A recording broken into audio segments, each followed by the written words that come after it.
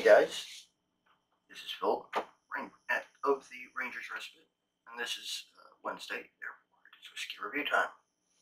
And this past week, this won the poll.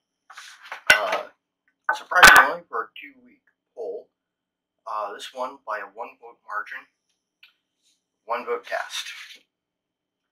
It is the Wild Turkey Forgiven, which is, or was, a limited edition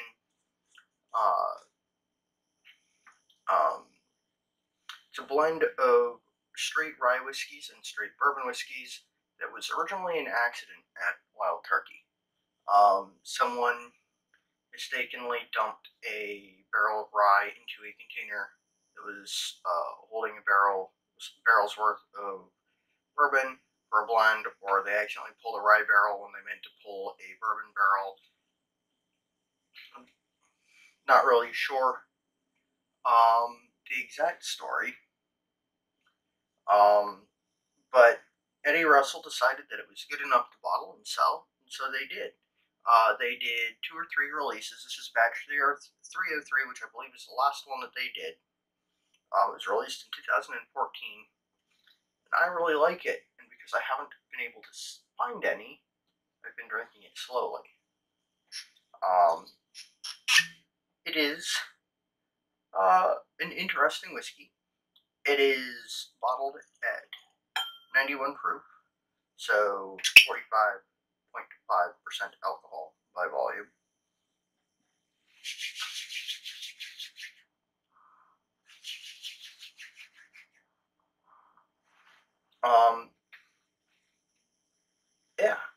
It's interesting. And while I give it a moment to sort of open up in the glass, I'm going to take this opportunity to pitch my merch, because I'm trying to defray some of the costs of making this channel. And that includes selling these adorable That's the Spirit pot still stickers designed by my friend Alyssa at Abercat Studios. They're for sale on Etsy. I also have a red bubble and a Spreadshirt site, just so I can see how they compare to each other. I've got 2 designs that I'm selling through Spreadshirt, and a handful that I'm selling through Redbubble.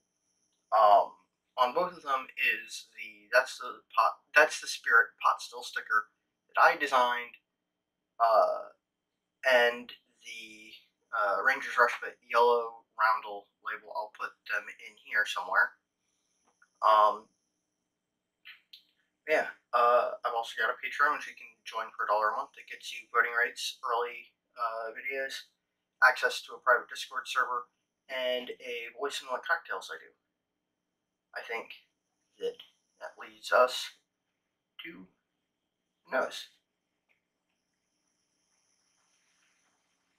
The rye is what really is present on the nose. It's got that star anise, earthy herbalness to it.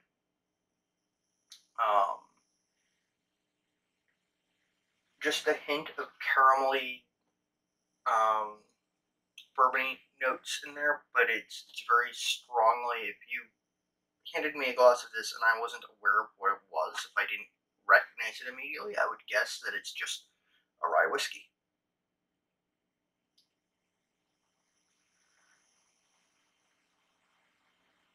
It's got like just a hint of like butteriness to it, like similar to how Irish whiskey tends to have a butter note on the nose and palate. This has a similar buttery note that sort of sits in there with the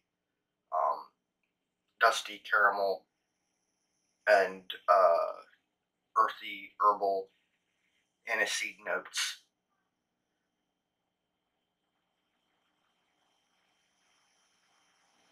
It's interesting on the nose.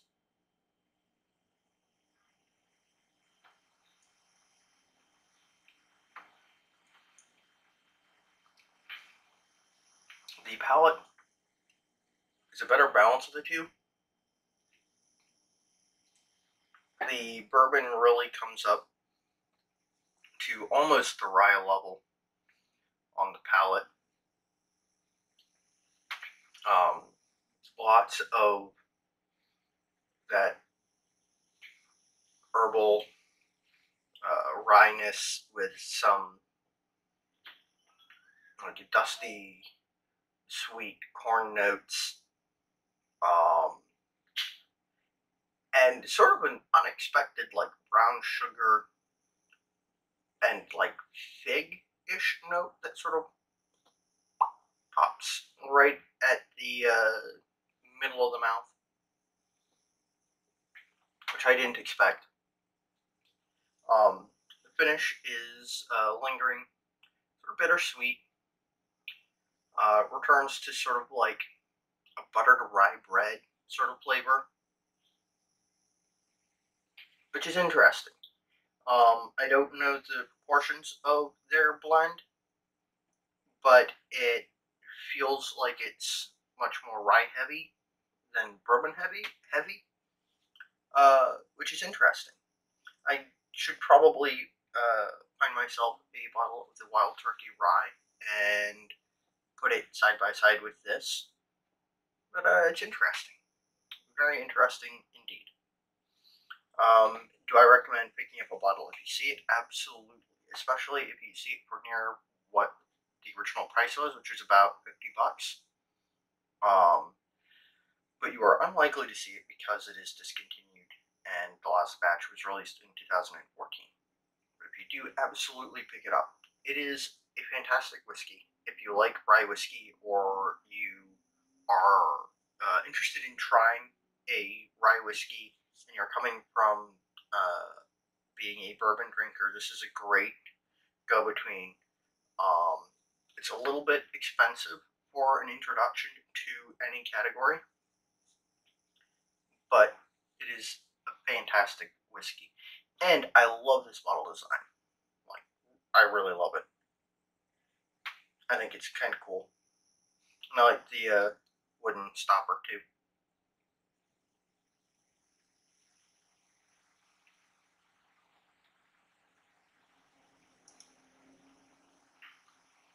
Now, we've got to fill the hole that this leaves in the bowl.